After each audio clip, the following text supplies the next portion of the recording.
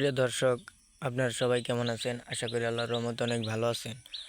তো বন্ধুরা, আমি আজকে আপনাদের মাঝে আরও একটি মহাঔষধি গাছ নিয়ে হাজির হয়েছি। তো বন্ধুরা, আপনারা কিন্তু ভিডিওতে ঔষধি গাছগুলো দেখতেই পাচ্ছেন।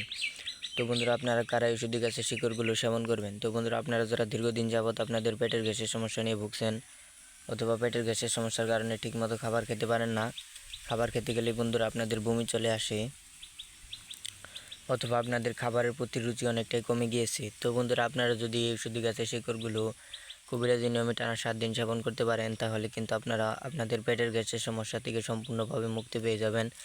আপনারা কিন্তু ঠিকমতো খাবার খেতে পারবেন, খাবারের মধ্যে রুচি কিন্তু বন্ধুরা আপনাদের অনেকটাই বেড়ে যাবে।